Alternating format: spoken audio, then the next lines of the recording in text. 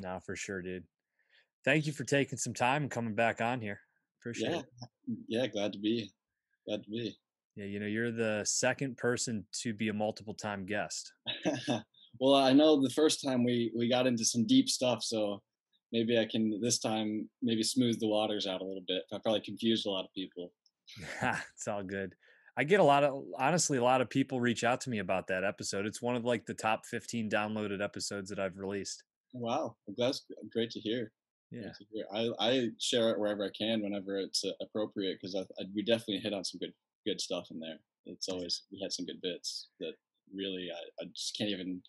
It just sort of comes out when you're talking sometimes. Yeah, no, 100%. Well, I'm not going to make it easier for you today. I know we chatted a little bit via message, and I definitely want to dive into the whole, McDonald's conversation. I think Yeah. there's some interesting stuff to share there, and I really want to find out what you've been doing with Chess Zone. I know last time you were on here, we were like talking about you doing more from a promotion of yourself and kind of trying to like generate some thought leadership in the space beyond what you're currently doing. So Yeah. Well, I can dive in there real quick. That's a good story to, give you an update on where I'm at and how sort of the things have changed since I last talked. Because that yeah, was about August, I think we were talking then, or so. It was at least summertime. And since then, once fall hit, I got back rolling with my chess coaching with just my normal, where I'm sort of an assistant coach. But we did the virtual setup since it was everything. All the kids were at home. We weren't coaching after school, or we were still after school, but in the virtual setting.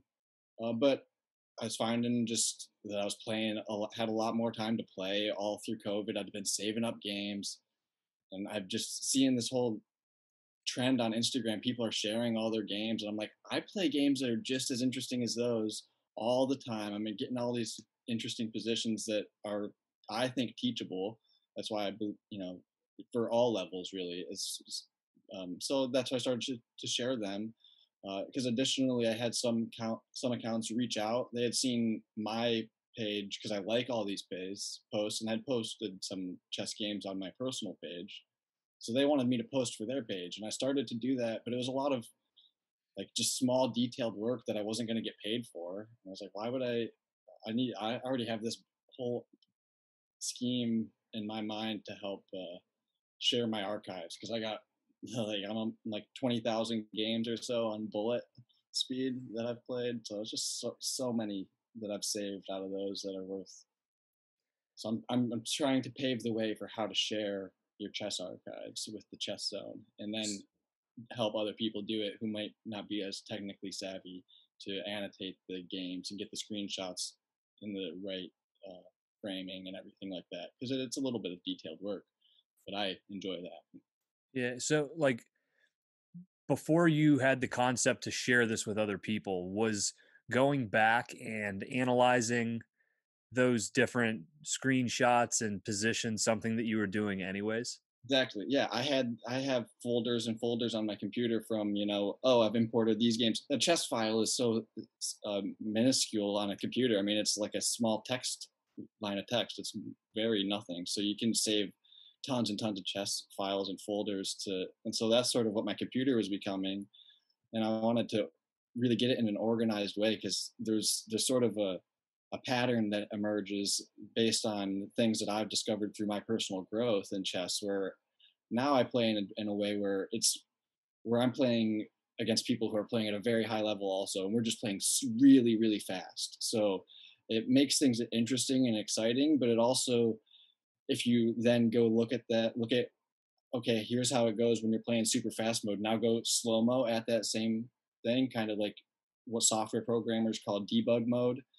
When they're building software, you kind of go in debug mode on your bullet games, and you find what the grandmasters were looking at when on these combinations. You realize why opening theory is important, and so you understand the game at the slower level. You see the combinations that you miss when you're going so fast. So it's like you have these two modes in your brain that you get to compare to each other. It's really, I think, an excellent way to train yourself is to have one, and then you can sort of uh, move parts from one to the other as you feel more confident in them. So Yeah. No, Yeah. it's similar to the way that I've learned how to play guitar. I don't read music, very little. I can read a little bit of music, but I initially taught myself through just listening. And then as technology increased, it kind of became, hey, let me watch YouTube and see if I can, identify things on YouTube. And then from there, there's, applications. There's one called Songster where it'll break down the tablature and you can slow it down to 25% speed and to 50% Mhm. speed and work on and practice small segments and then slowly piece it back together. And Right. before you know it, when you're playing at full speed, it's not so difficult. And you can actually increase the speed. So you can practice it at 150% so that when you slow it down to 100%, it doesn't seem so fast anymore. So, No, I mean, it's, that's very similar then. Yeah, because it's like a chess game's like a song, you know. So I'm just sharing one little bit that I find I've perfected this one little piece, but I'm no Mhm. grandmaster yet. You know, I keep dreaming of being one, but when I play in the tournaments, I always find a mistake too. Yeah. It's funny how technical and beautiful it all can be, though. When just having a skill, doing something that's kind of difficult, just makes you want it. I don't know. It triggers something in me that just makes me never want to stop. It's like I can always get a little bit better, always a little bit better. Yeah. Is there, so like walk me through a Tuesday night. So you sit down, you open up the files, like what's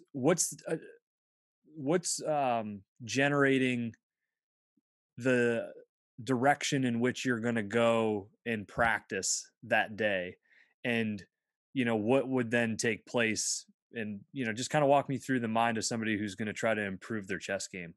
Yeah. So for me, it's my so there's a thing called an opening repertoire, and that's like your basically in chess. There's several sort of patterns that arise pretty regularly, and you should have an idea of what your opening repertoire is.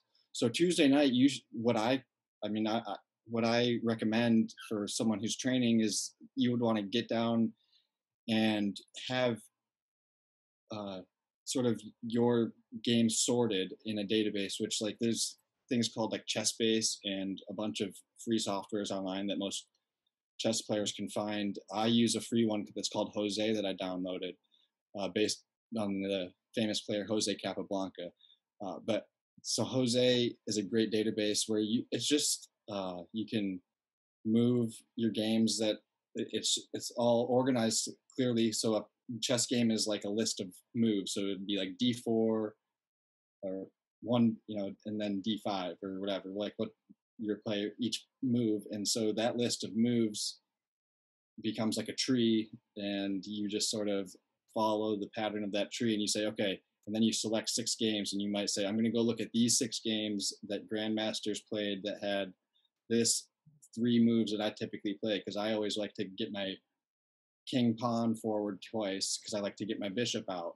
These are ideas that are good. That's a normal idea in the beginning of chess, and you should train on your opening repertoire to make sure that you're not just going out in there playing random moves. Have an idea from the get go. Every single move should have an idea behind it, and you should be building uh, so that you have sort of like a muscle memory, even. Mhm.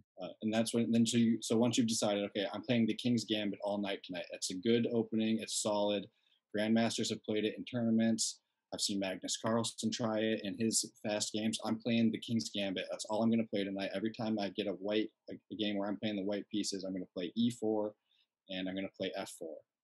And go ahead and play all those games. Play 10 in a row. Just that's your goal is to play E4 and F4 and see what happens after that.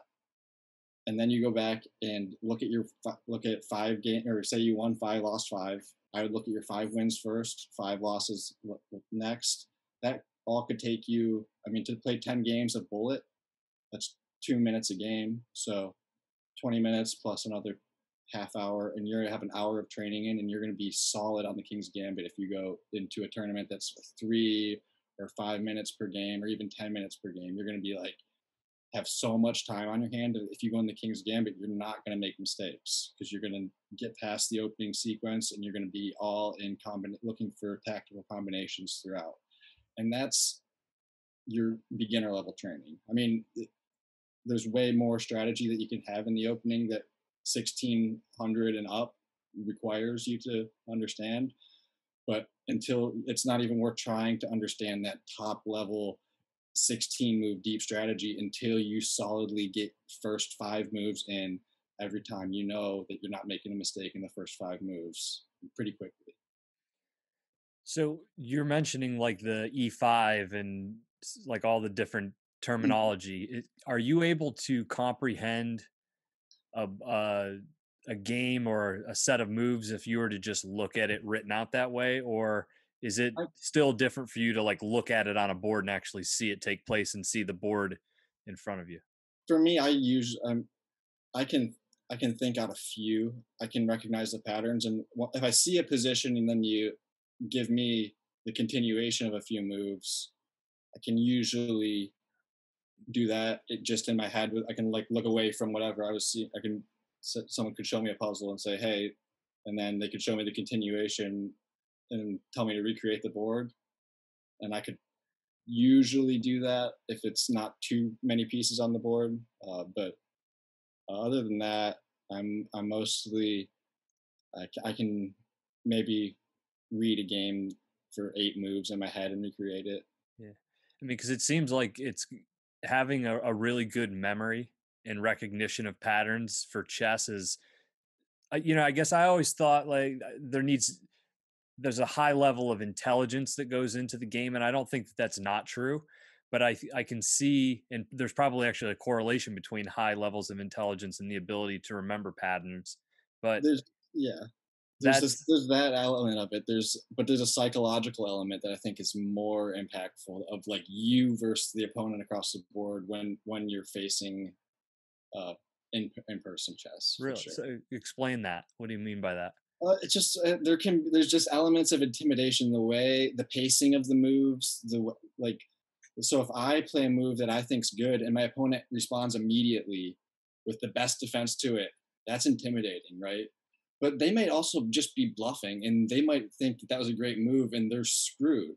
So there's like the Okay. poker mindset of like you have to sort of not let your opponent know you made a mistake because mistakes in chess are really actually so subtle. So that's where the intelligence comes in. Is like there's patterns, absolutely patterns, and that's like the opening tricks. Like there's opening tricks that you got to look out for. You don't want to get fall into some very common pattern that is uh, sly. Like sly and cunning are like very real elements of chess players that some players just love to trick you. They would rather they don't care if they lose the game if they had a good chance to trick you into a bad position. We'll try it. Okay. So those type of you have to watch out for that type of play, and because people will exploit the patterns, they'll see you. It's like as soon as you think someone's got you, they can make a small deviation from the idea, and there's typically enough time on the chessboard to sort of alter their plan and go another way. And so it's like you have to almost get your opponent to buy into your plan on an Mhm. attack enough for them to counterattack. So a lot of that's why a lot of grandmaster games are draws. Honestly, is because like I get into situations where it's like grandmasters wouldn't have gone into these situations because there was an obvious flaw at some point in there, but to this standard player who's just able to sort of think of the few combinations, 3 or 4 moves in advance, maybe, then they're they're not necessarily going to analyze, and so it's just fun, honestly, to if you play fast games because it's like you can lose or win. Like it can go either way. Some mistakes are usually fun. They're portals of discovery, I think is a good quote from Yeah. someone. Have you have you ever made a mistake and then found a new route or strategy through making the mistake that you didn't know was there? Absolutely. That's so that's my favorite opening actually is now the Borg Gambit is what it's called, But all I was trying to do was trying to play the modern defense. So if you're sitting at the chessboard and you're playing the black pieces, the pawn nearest to the edge of the board. Your left hand would be by the H file, and your right hand would be by the A file. So I moved my G pawn up one. Typically, that's a typical kind of opening for black. That's like you. It's at the beginning of the game, so you can always make that move safely. It's not a real risk, and then you can move your bishop to G7, the square that the pawn was just on. That's called a fianchetto, and that's an element of several classical openings: the modern defense, the King's Indian defense, and a few others as well. So I was trying to play that in a game, but I accidentally was on. I moved the pawn 2 squares forward. So I moved it because you can move on its first move. You can move the pawn either 1 square or 2 squares, and that puts your pawn in a different situation, and it creates a whole different dynamic for the game. And pretty much the only good way to play it, because that pawn, now you're sort of going to have to waste time defending that pawn, and white's already going to have a large advantage. They can pretty much start attacking you really early in the game. So the only option for black is to counterattack. And so I love playing the board gambit because in fast games, white is not ready for a counterattack on move 3 or 4. And so it's a really exciting game. Sometimes it goes, sometimes it backfires. Sometimes my opponent is ready for it and they find a nice defense. But if they don't, it ends in fireworks. I take a rook off the board. They realize their mistake and they're frustrated and have to play from behind for a while, and it gets really crazy and dynamic. So Are some uh, of those games are you able to play some of those games without them affecting your overall ranking? Because I know w- uh, the I'm ignorant to this still as far as the ranking system, but I know it has to do with winning tournaments and continuing to like I don't know, is there like a point system or yeah, so there's several different authorities on uh, rating. The number one, like for ultimately when we're ranking chess players and we're picking world champions and things like that, we're going on the FIDE rating, FIDE. It's the Federal International. I don't know, they're an international agency, and they um, officiate tons and tons of tournaments all throughout the year. That's how people become titled players and earn their mastered titles, and really it's absolute top level chess, and sportsmanship is really important in those tournaments. And it's that's what that's like the Queen's Gambit's whole series, where those type of chess tournaments, those are basically FIDE tournaments for all intents and purposes. But then there's chess.com is a fairly uh, bad source of in a sense that there's awful sportsmanship and their servers are really bad. A lot of really good players lose games just because the server was bad, and they in the moves. It's really dependent on your internet connection, so it's not that good of a. It's good for doing tactical puzzles and having fun and being a part of clubs. Great community on chess.com, but it's not necessarily the best uh, baseline measure of a chess player's skill. There's leechess.org, which is a little bit more. It's an open source platform, so there's stripped of ads versus chess.com, but it's basically the same amount of features. And those ratings, I think, are a little bit more accurate, especially for like if you're playing in tournaments.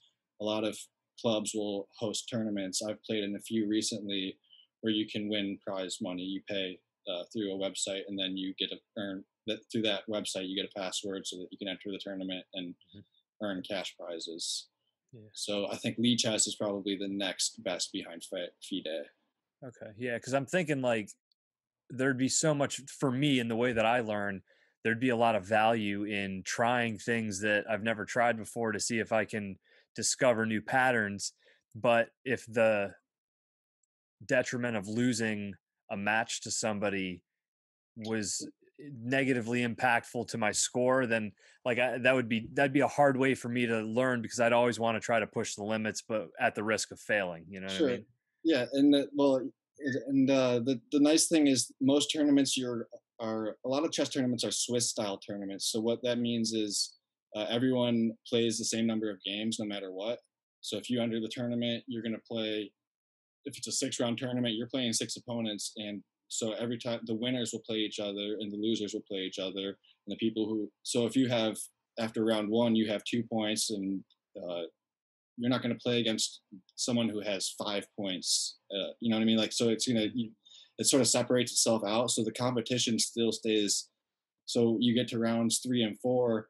You might have got crushed in round 1 and 2. You might have got mispaired against a really strong player who had a rating that and a much more experience than a beginner. But you get to round 3 and 4, and these games will be more fair even if you lost in the beginning few rounds, because now you're going to be playing against someone else who also was in the same situation as you and got crushed in their first couple of games because their opponent was too strong.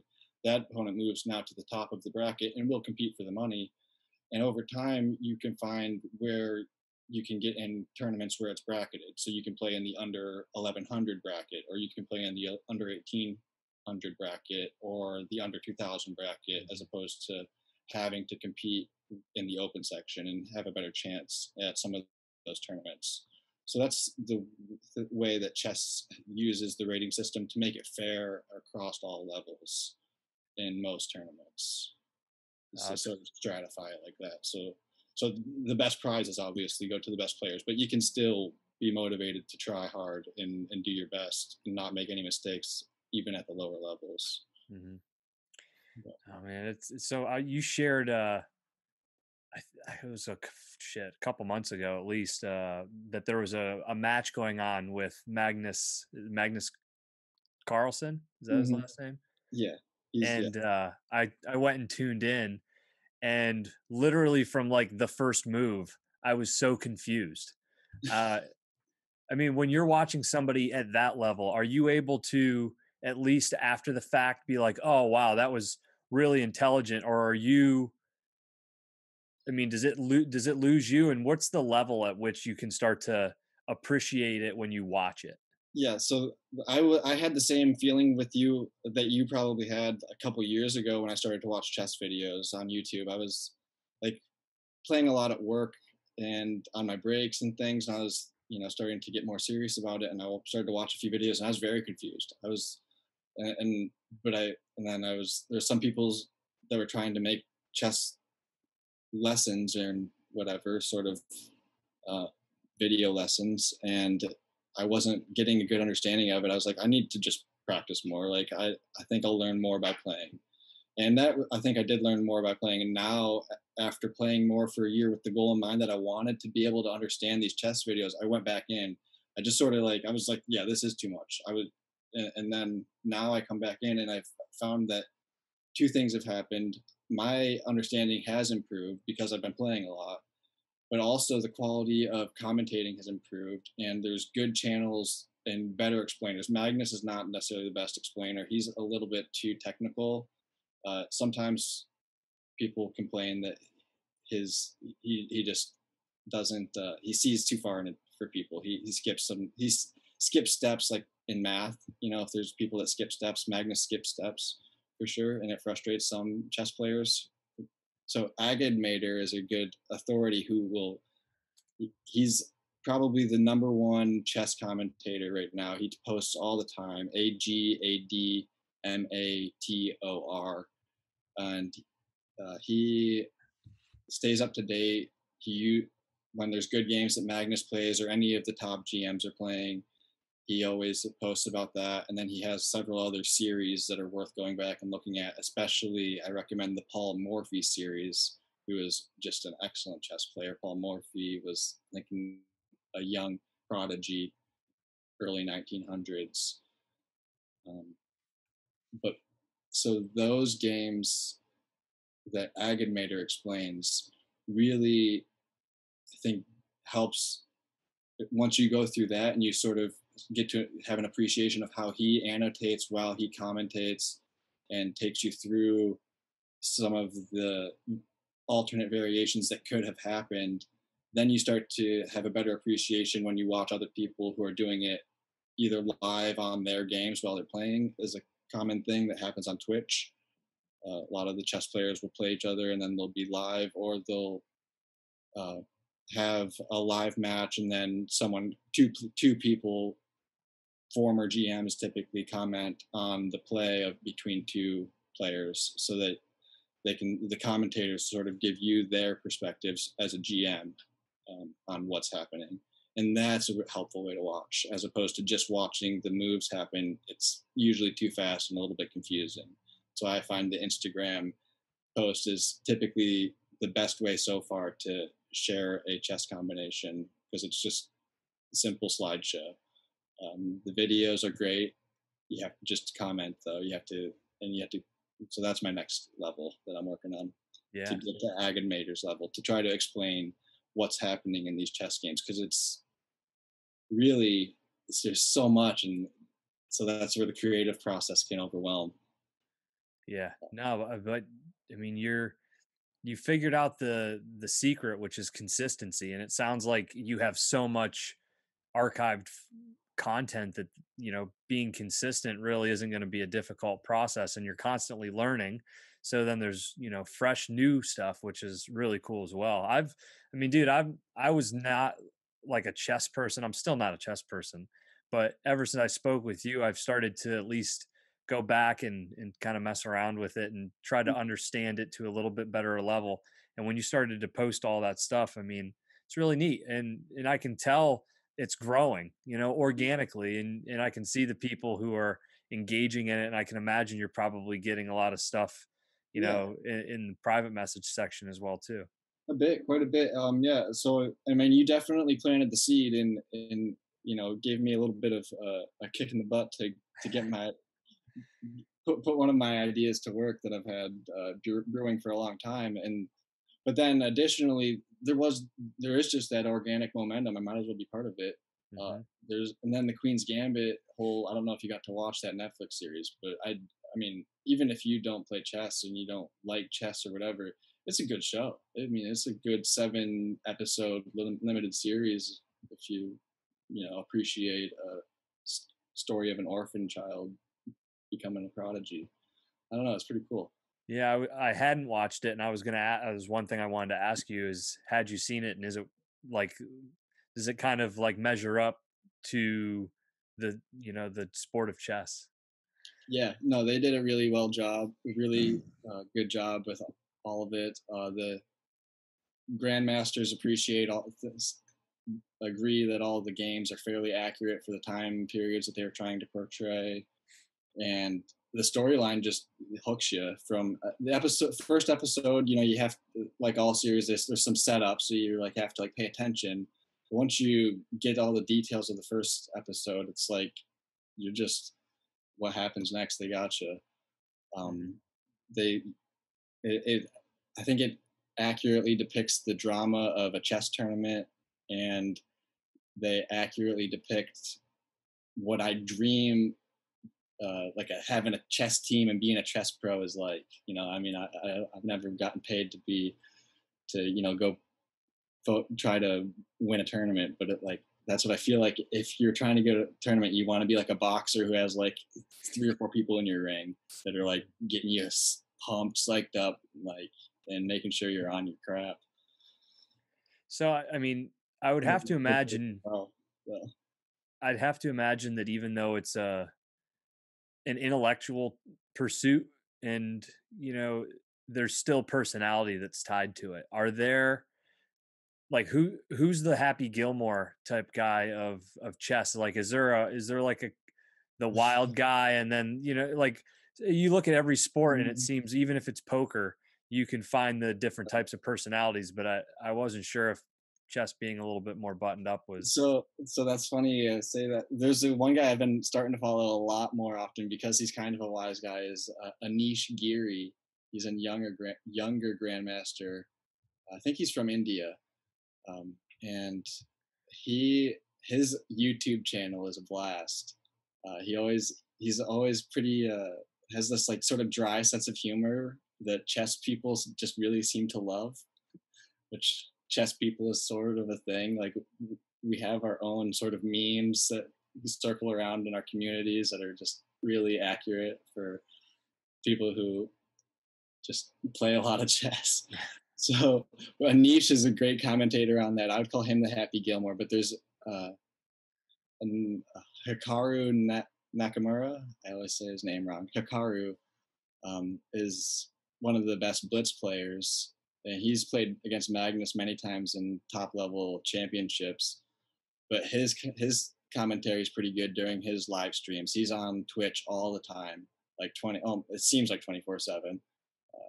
But he's just always playing, and he had this like crazy game that I've been watching recently where he pre-moved which pre-moving a chess is like you can tell the computer like if this is a legal move, I want to make it automatically as soon as it's my turn. So, and you can have it set up so that you can do that for as many moves as in advance, as long as. So Hikaru did this for an entire game against Magnus, before the game even started. It's a crazy video. I'll link it to you after the show. Yeah, do it. It's like a 3 minute video, but it's hilarious. No, it's But that's yeah, so really there's cool. great. There's some great comedy that goes around on the chess Twitter back channels. I'll have to get myself engaged in it. I'll try to share more. Yeah, please. You share all kinds of cool stuff. Speaking of which, I think you sent me a video. Was it? It was like looking at Earth from outside the observable universe, and then it like With my mom. accelerates through. That was you, right? Yeah, yeah, I definitely sent that. I sent that to you, a few other buddies too. But yeah, that I saw that and I was like, "What? This was like what I always wanted. This is like why I took astronomy class in college and high school all the time. I was like, why can't I wanted to see movies like this in class? I wanted to make that visualization happen or whatever. But I never had the technical skill. And then to pop up on my Instagram feed the one day, I'm like, this is what? I was trying to It's find it so again cool. before I hopped on here with you, and I couldn't find it. And I'm like, man, if I'll check again, but if not, I might message you and have you send it to me because Okay. I've I've had that vision in my head, albeit different than that. I Mhm. I've had that in my head thinking when you have those at least maybe I'm weird, but I've had those moments where I try to like extrapolate how much space really is and what it consumes, and you get to a point in your own mind where you just can't go any further.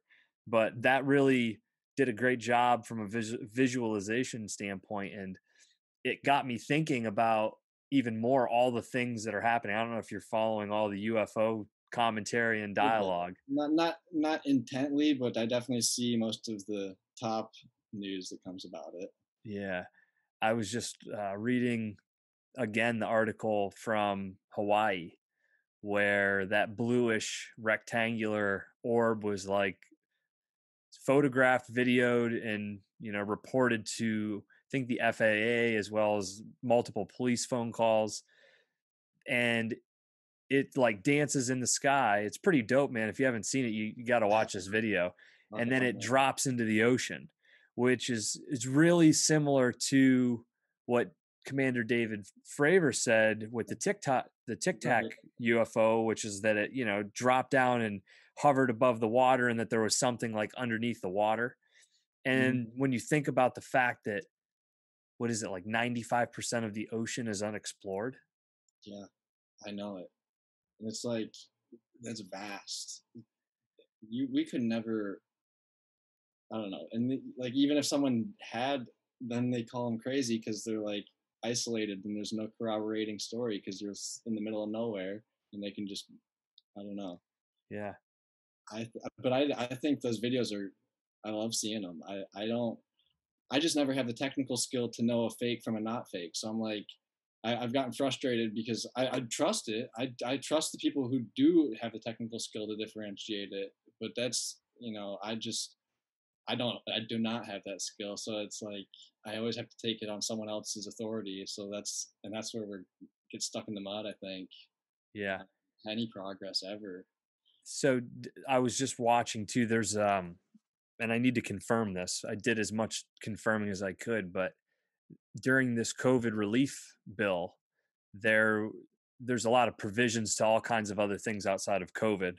Obviously, everything from I think you can get cars for people in Egypt and all kinds of things Yeah, yeah. included in this. But one of the cool thing was funding for a national intelligence program, but one of the stipulations was within 180 days, the National Intelligence Agency, as well as the Secretary of Defense, have to release everything that they know about unidentified flying objects and paranormal objects that are, out in space. I remember seeing something about the same thing. I would love to. I hope that's true. I think it seemed true when I read it.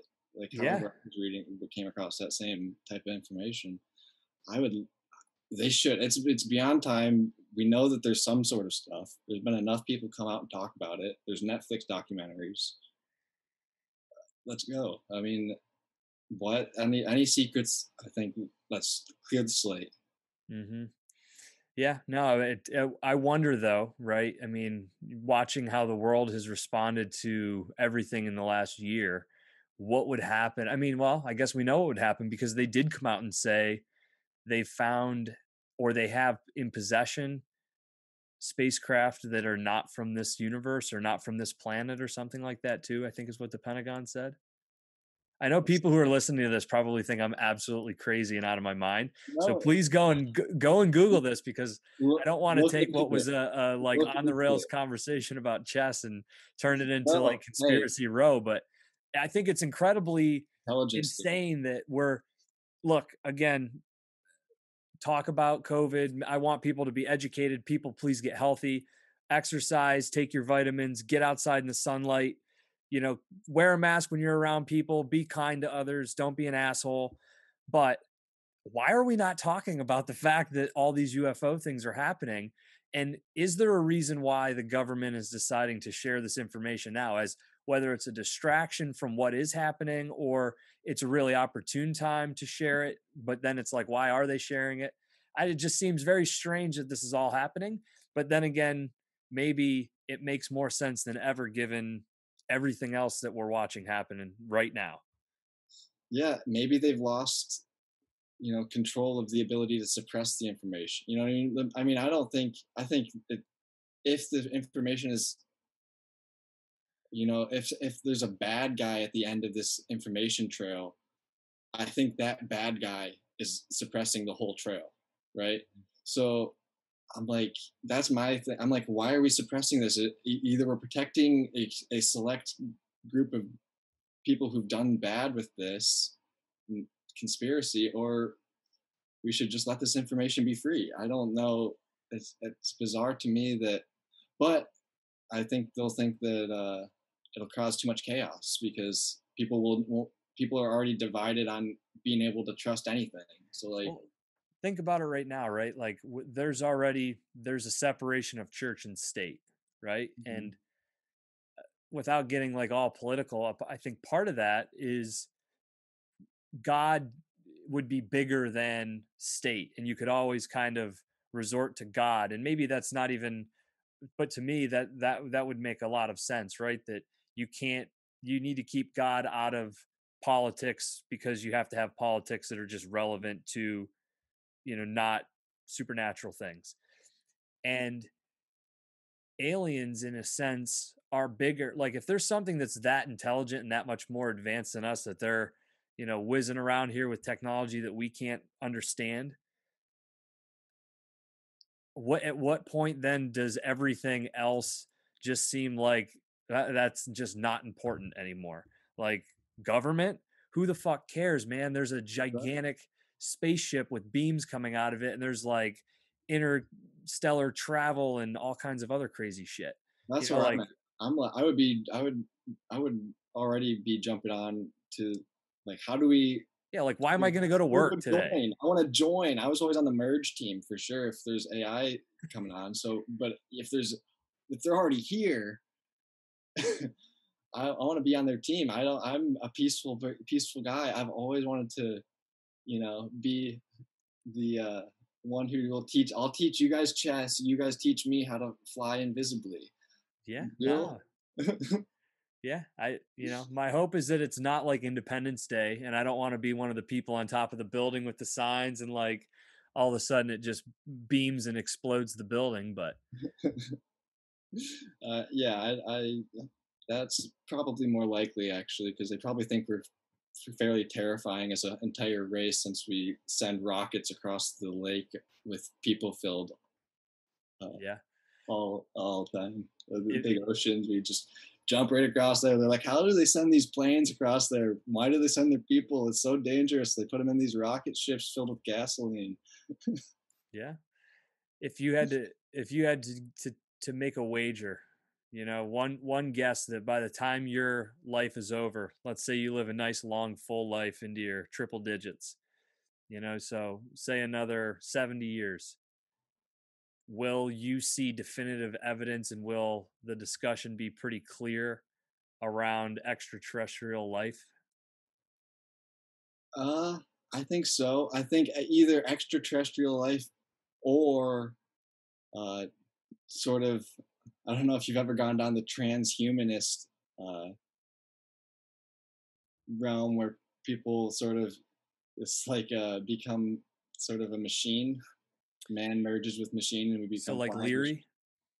Yeah, we sort of become flying machines of some sort with and data machines, Mm-hmm. and we live eternally.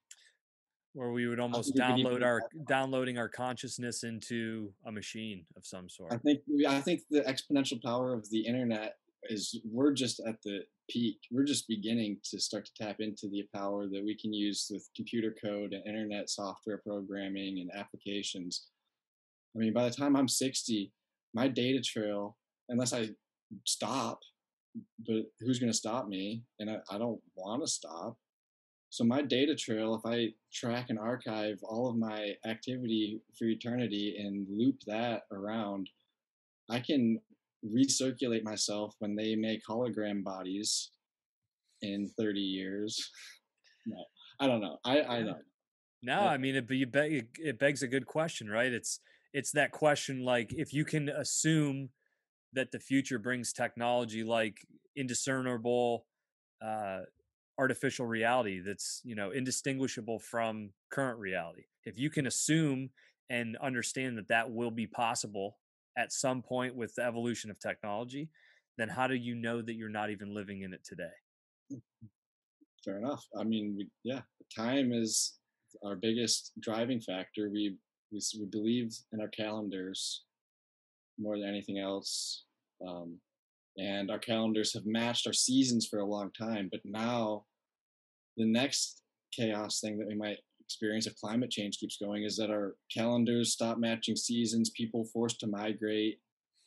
So And you're dude, so you're messing with me because again, I'm gonna make people think, oh man, Justin's on I drugs or saw something. no, look, I'm just getting back to when the aliens come, screw government disappears. Absolutely, because it's going to disappear no matter what, because climate change and all that is more powerful than any sort of intelligent system that us humans can build.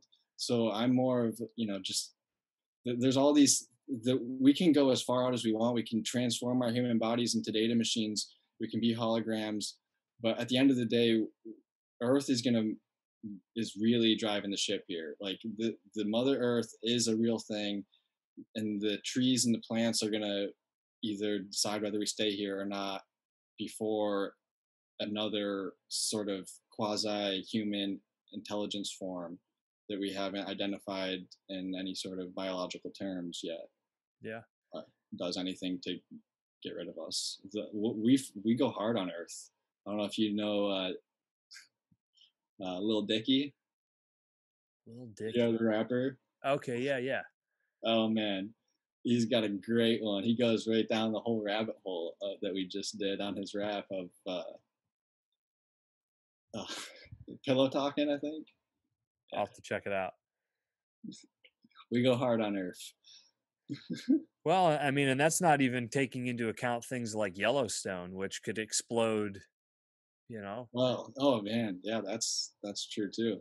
A natural disaster. I mean that because the I if I remember my geology, and I took a little bit of uh, in college. I took a couple course on the evolution course, which was really interesting on like the evolution of the vertebrates. I think it was technically called.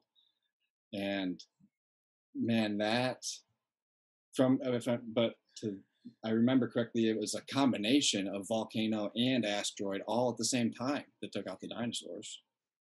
So volcano could take us out. That might just, I remember even in Earth science at Bradford High, they're telling us, our science teachers, they're telling us, oh yeah, and an asteroid could hit any second now.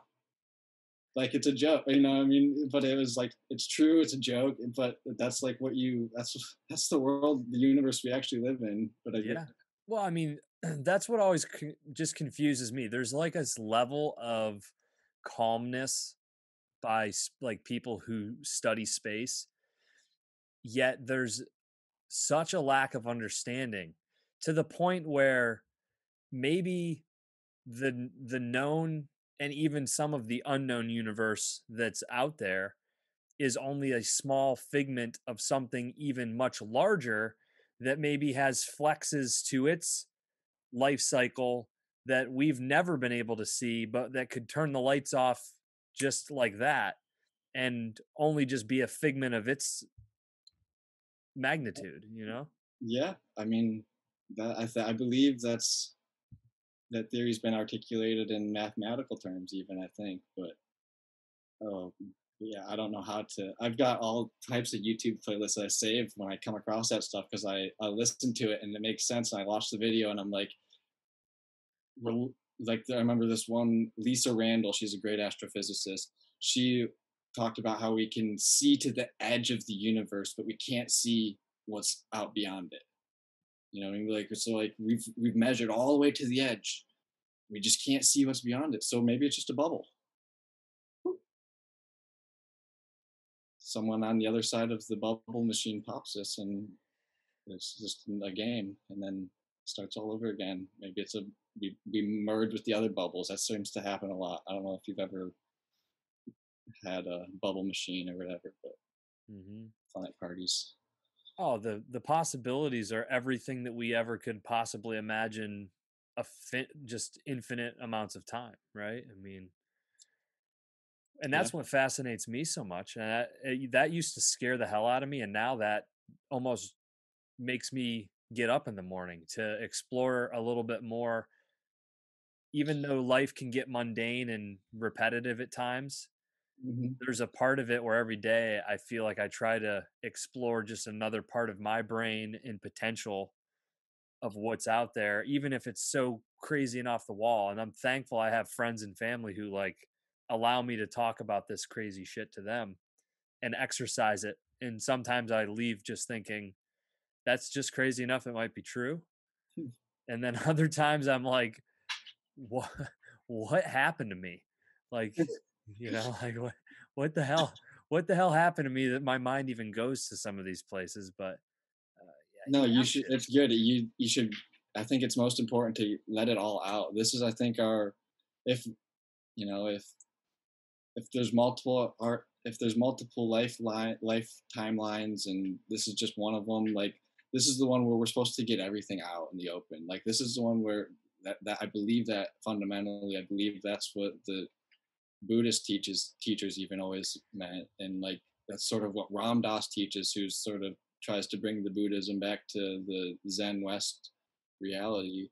And it's like you got dark thoughts, you got bad thoughts, get them get them out, deal with them, don't hide them, and then you move on. Or if you got crazy thoughts, or if you got loving thoughts, or you've got uh, you're obsessed with something, you got to follow it, follow it to the end, or meditate it and see why it's what where's it coming from. And soon you'll find that it's coming from some desire, and what's that desire? Is that desire something you want to have? And then all of a sudden it's like you're on the track and you're just on good thoughts because you got to just keep getting them out. You just got to keep getting out. We don't know why. We got a lot of build up and we just got to keep getting them out, Yeah. Yeah, keep moving forward. I think that the scary part about that though, is we live in a society right now where ideas have been weaponized in some cases, right? And so I hope that we can get back to a place where there's an incentive for thinking outside of the box and not being fearful about having a thought, Mm, because I think there's a difference between having a thought and having intention, right? And a lot of great positive thought comes through the analyzation of negative thought and the conversation of negative thought and the measurements of why someone got to where they are, and having open dialogue that's free from scrutiny. That, I think we have to get back to a place where intent is the main form of understanding. And that's not to say, like, look, mm, there's, you have to be careful and you have to be empathetic and you have to have all those things that I think a lot of times is lost.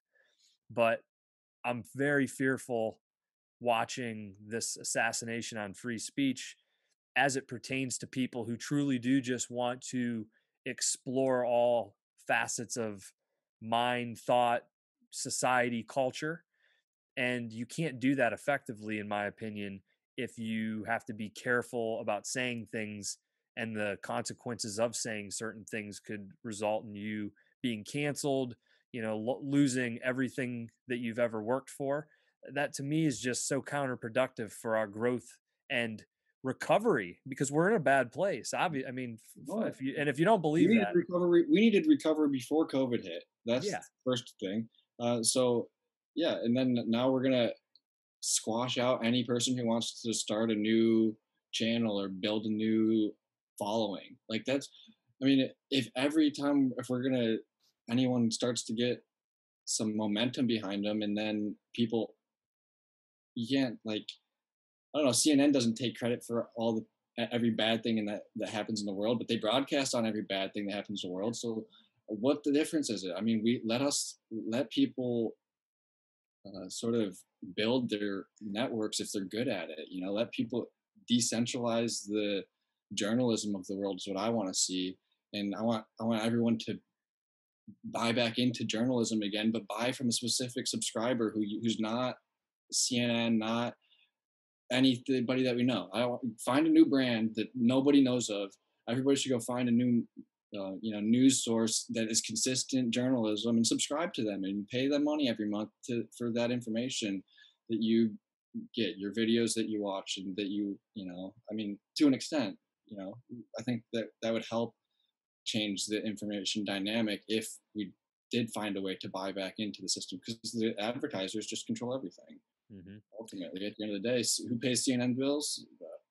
IBM or something. What other ads come on when you're watching CNN? I can't remember, but I don't watch TV that much. I'm not trying to be that cynical, but Yeah, no, it's very true. It's, and we can move off this and into the McDonald's thing, but I think yeah, I want to say this because I've had a lot of I've had a lot of feedback for some of the conversations that I had most recently with Zach Moore right before the turn of the new year. mhm, And we talked a lot about COVID and just the shutting down of small business, and he's been very vocal about, kids being back in school, businesses being open. And for the most part I agree with him. I think you have to be smart, and we can't pretend like this isn't a real situation that's going on. There's a lot of people that have been affected, a lot of mhm, people that have died, a lot of people that have been really, really sick. My brother was sick, and he still is feeling like foggy from it weeks after, and my mom, works out in the healthcare industry in California. She sees it on a firsthand basis. So I know that it's real.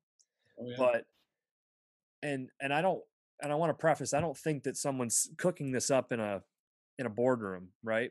But right, when you when you look at this whole situation right now, and you look at it from 30,000 feet up, and you see corporations like Walmart and Target and Amazon and all these companies that are heavily invested in, from an international standpoint. There's a lot of foreign money, whether it be in the loans that these companies are getting.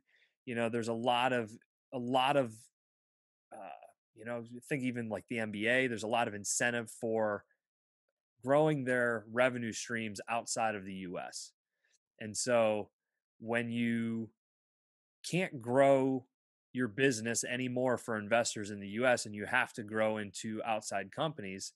And then you see places like the NBA getting, behind uh, a communist country when someone speaks out against what was going on in Hong Kong, which, by the way, like, hey, that just kind of disappeared. The Hong Kong was trying to, overthrow communist government, and the next thing you know, the world's in a pandemic, and nobody's talking about that anymore, and they're back under communist control.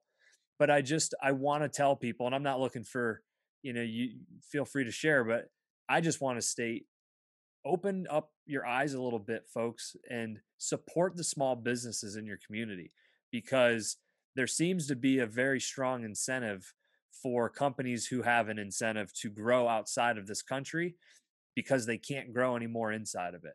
And so I would say, if that's the case, or even if you don't agree with that, go and support the small businesses in your community any way that you possibly can, because a lot of them are struggling, and not enough of them will be helped, and many of them will close. And I think it's the least that we can do is just go and find one that you agree with and go and support them. Yeah. So, No, absolutely. That's the world we need to care about most, is our local area, local space, and the people who are serving and working in the service industry to help feed their families. I mean, you gotta give the tips to your when you can, and buy, go to all the local shops if you possibly can avoid the major store, but they're everywhere. Like McDonald's, which is sort of were going to get into initially. With yeah, yeah. I love I love I read I love my experience working at McDonald's because I have a respect for the people when I go through the drive-through. I appreciate you so much when I have the chance to go through a McDonald's drive-through. Like when I was a kid, I was didn't necessarily understand how convenient it quite was for that to exist, but nowadays it's like, but they are everywhere. And there's a fast food place, they've got the entire map just covered, I think. I don't know, Yeah. it's kind of incredible. Well, it's funny because that's where we initially crossed paths. I mean, we're from the same hometown, and you're a little bit younger than I am. You went to school with my brother, Yeah, and I knew who you were, but we didn't really know each other yeah, until we two, crossed paths. And I think it's really interesting. And I'll share a little bit of a story, because you were in high school at the time, right? yeah, yeah. I started that. Yeah, I was there from 16 until 19. Okay. So I think this probably would have been like in between. I think I was there when you were a senior in high school, maybe going into your freshman year of college, Yeah, or maybe even the year before that. I think that's what I remember too. It was, I think, And yeah, I think I was probably I was in my senior year, I believe, because I was working. You were working day shift, and I would come in at like 2 o'clock because I yeah, did the flex program my senior year. yeah, and it's interesting because it's like I think back on that time period in my life a lot. I mean, dude, when you talk about lowest of lows, I was at the lowest of absolute lows. Like, and I like think about that because this might not have been the direction you were thinking about going with McDonald's, Mhm. right? But No, I wanted to it's hear. it's I think it's interesting because you were learning about responsibility in a way. It's like, hey, okay, I'm in high school, I'm going to start making some money. And I don't know, maybe you had jobs before that. You probably were a very responsible person, but my point being, you were on the front end of that. I had started a career. I was 24, 25 years old. I had moved away. I was living in the suburbs of Philadelphia, and I ended up getting a job at a car dealership. And this was in actually right around 2008, must have been right around that time frame, Yeah, 2008, 2009. And life was good. It was like right before the big economic explosion. And I bought a car because I was working at the dealership that I should have never bought, and was just, living life making money for the first time, and then the economy took a fucking massive shit.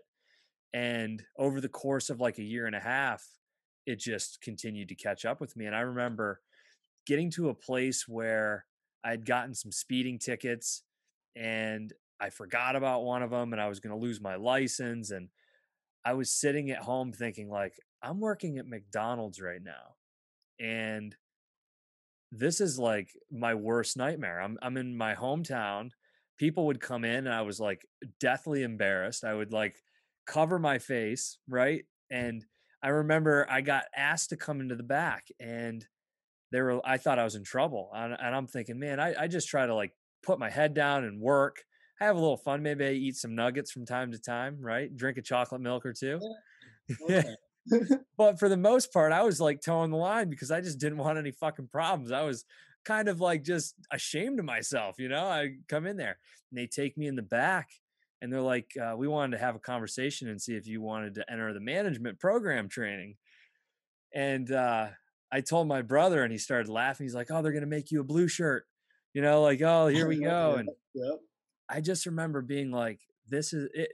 It was even worse. You know what I mean? I'm like, they want me to be a manager here and like make this my career. And if you're working in career at McDonald's, don't take offense to it. It just was not what I had in store for myself. And I thought back to a conversation that I had had before I had moved back to Bradford. I was working at Buckle at the King of Prussia Mall, and I Mhm. had met these guys and this girl. And I've talked about it before. I sold alarm systems door to door, and it really was like the start of me really figuring out who I was and having some success in sales. And it I went back and I'm like, I gotta find these people. I can't fucking do this anymore. And so I sent a message on Facebook to one of these girls and got connected to her husband. And I left and went to, I think, Virginia Beach, Virginia was the first, or maybe it was Indianapolis, and started selling alarm systems. And it changed my life completely. But I always think back to that, and I've actually shared that story as I've moved on further past alarm systems and into the startup world, and then I moved worked at IBM and a bunch of different technology companies along the way. And people have asked me that question, like, what's been the most defining part of your career? And I think a lot of times they expect some story from when I was at a startup in Philadelphia, or just you get in these clicky communities, right? And more often than not, the first thing that comes to my mind is like, oh, I remember working like an 8-hour shift and walking to work in my small, like desolate hometown at McDonald's. And I remember coming home being ashamed and just like wanting to sit down and watch TV and getting a phone call that they needed somebody to cover the night shift. And I was so broke that I needed to like go back in at 2 o'clock in the morning and like cook breakfast sandwiches before people got up to go through the drive through. And, knowing that I had to do it, no matter how embarrassed I was or how tired I was, it really started to define me. And it made me recognize things that I never wanted to recognize in myself, and that I was able to not have to recognize when you're growing up in a small town, playing sports and getting, you get special treatment in a lot of ways, and you probably actually miss out on valuable lessons of learning and having to fail because people don't want you to fail. And so that to me, not to go on this long No, tirade, but no, it's you know, it's I fun at all, by the I way. thought a lot about that when you messaged me and like, hey, let's talk a little bit about McDonald's. Right. Again, my head kind of went there, and I think it's important to share.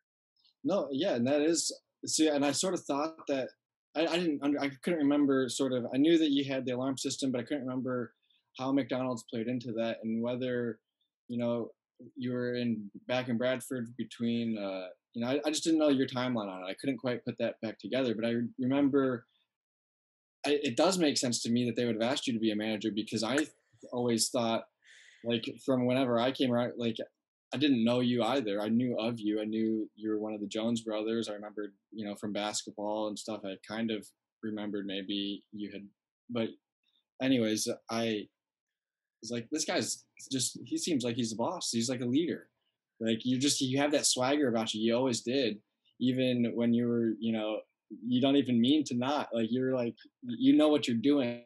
I go, but it's the thing, it's like you, so you're, I think you act intentionally. You have a lot of intention in everything that you do, and that just is like a leadership quality that people recognize, and they probably were picking up on that, and that, people also will follow you is a big thing. Um, and that's what they want in McDonald's out of their, and that's why they then tagged me later, shortly, my senior year. I think I ended up, or they had me in the management training program at some point. Like, I think Mhm. I remember having to go drive to Salamanca, and I could have taken that route all the way. I could own a McDonald's franchise, I'm sure, by now, if I would have Mhm. stayed and not gone to college and not taken out student loans.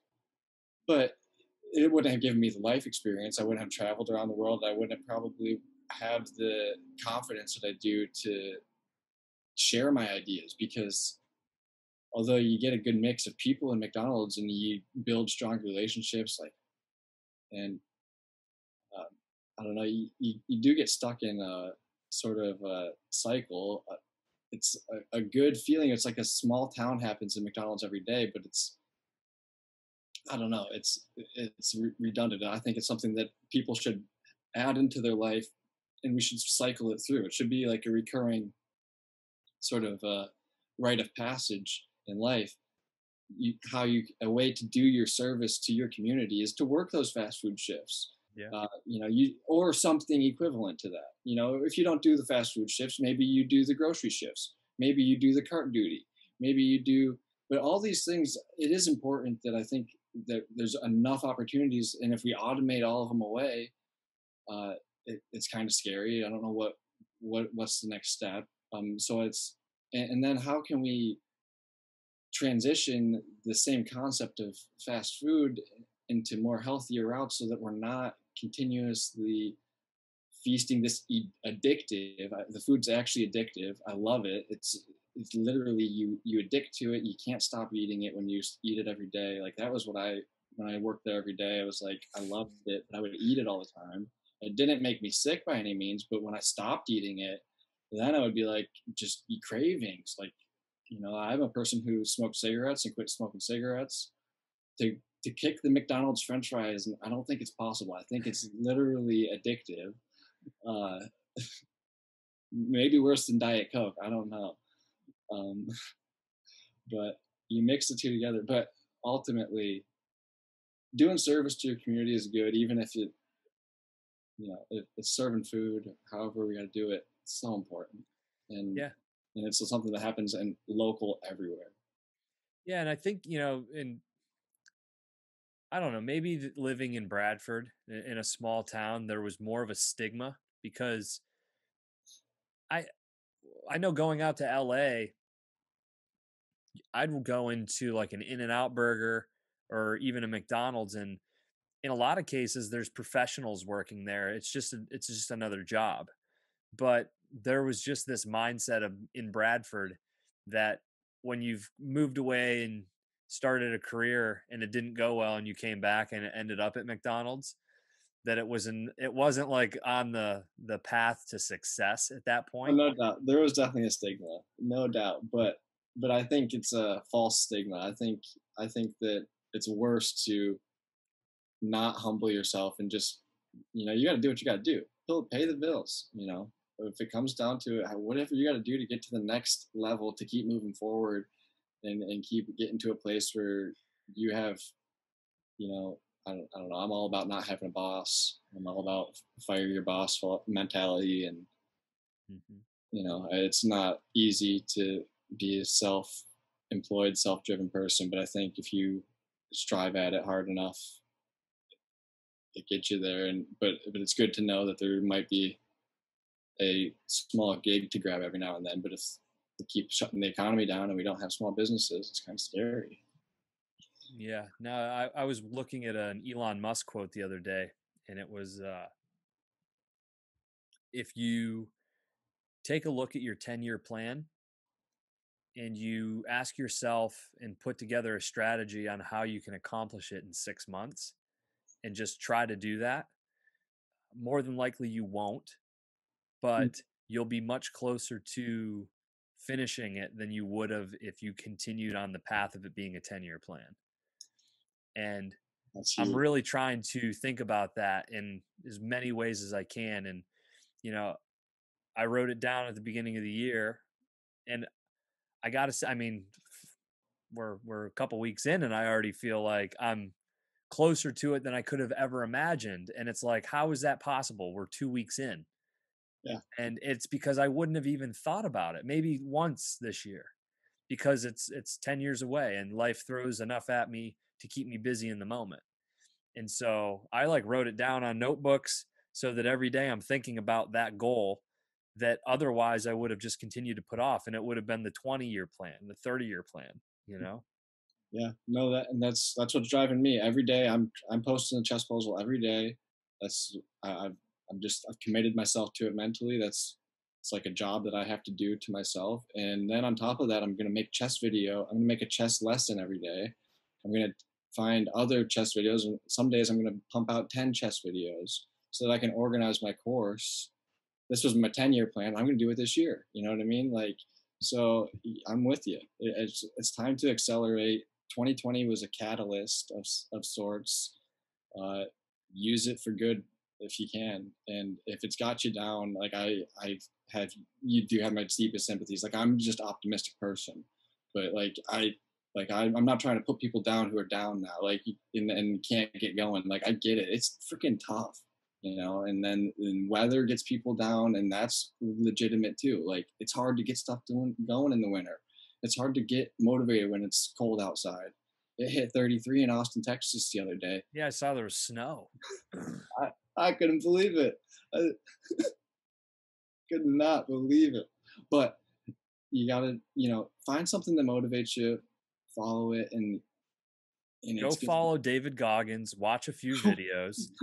And if you're not motivated, then you've got some soul searching to do. And you don't have to watch it every day, but watch it once or twice and get an understanding of the type of savages that are out there. And I promise you'll be motivated at least in the moment. So I try to tune in a couple times a week so that I don't lose the edge. But damn, He is unreal. I don't tune in enough. He's but I'm maybe that should be something I should start trying. Push-ups is another thing I'm getting back into. Push-ups. there you I'm go. not a good fitness guy, but I'm gonna do push-ups again. Yeah, 20. You got no excuse to not throw in some push-ups in your day. Morning routine. If I can play chess, I can do push-ups. That's my deal that I made with myself. Just whatever it takes. Yeah, there you go. So coffee blog still there? What's the website again? Coffeefordessert.com. That's where I'm building that. I'm moving things around all the time. I got everything. That's sort of like an archive of all my social media, and then I'm trying maybe in the future convert it into newsletter type of a um, homepage for a newsletter, as maybe. But in the meantime, I'm building the chess zone there too. It's just really useful to have a blog to sort of get this stuff organized. Blogs are just, they show you how to manipulate the internet a little bit better, and it makes you appreciate a good website because it's hard to make one. Hmm. Or I struggle. But yeah, coffeefordessert.com. You can follow me there. I'm keeping it try to keep it updated, but some pages you might have to message me to get a password because they're not complete. Gotcha. And then on social, I know the chess zone is the dot chess zone, right? Yep, yep. The period chess zone. Uh, that's on Instagram, and uh, videos are going to be coming to YouTube too. And that's just the chess zone. So, um, yeah, I'm gonna actually have a video series where I go through all of my Instagram puzzles. So it's sort of a recursive thing. So if you like the puzzles but you're a little bit confused, you're like, I still don't get this. You can come to the YouTube series, and there is where I'm going to break it down a little bit further, and we'll see, how that goes. And that's my next project that I'm rolling out piece by piece. Excellent, man. No, let me know when it's finished. I can't wait to check it out. We'll do. You'll be on my top lists to see it. Yeah, keep the videos coming. If you can, again, find that space video. Oh I yeah, and do you follow shit, what is it called? Just not your oh fuck. I wish I could find it. I'll send you a link to it. It's like a video of real videos, or it's an Instagram page of videos and photos that are kind of just like crazy. And so it's like photos from history that the story behind them are really interesting. Um, but the thing that I was a thinking lot of of is stuff like that. It could, but I don't know. I follow several accounts, so it could be one of multiple actually that are ringing bells for me. it's So like, let me find it here before I get off. that's It's fun. become like my new favorite Instagram page.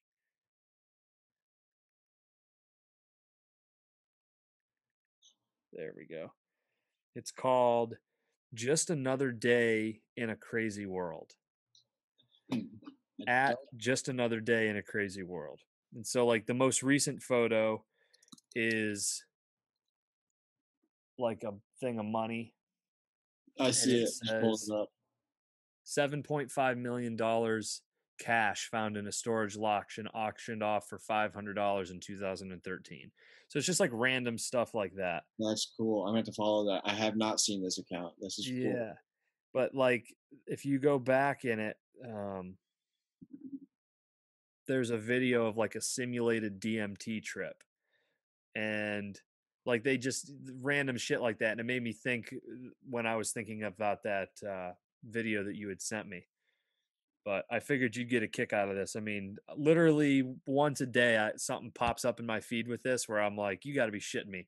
And I'll Google it. And every time I Google it, I mean, they've been factual every time. So, which makes it even more fun when it pops up. Yeah, no, that's cool. I'll be following that now too. Yeah, this one's in 19. So this photo of this lady, right? Yeah, And it's I'll leave everybody with this. In 1915, Essie Dunbar passed away from a seizure. Her sister was late to the funeral, and when she arrived, the casket had already been lowered into the ground. She demanded to see her, so they opened up the casket, and the dead woman sat up and smiled. She lived for another 47 years. what? Oh man, I look I looked it up, man. It's true. It's crazy. that's So scary. yeah, I want to be buried alive. just another day in a crazy world. Go check out the Instagram page. It's pretty dope. So, Word. Thanks for sharing that, man. That's cool. yeah. I need something new. Add something new to add novelty to your routine.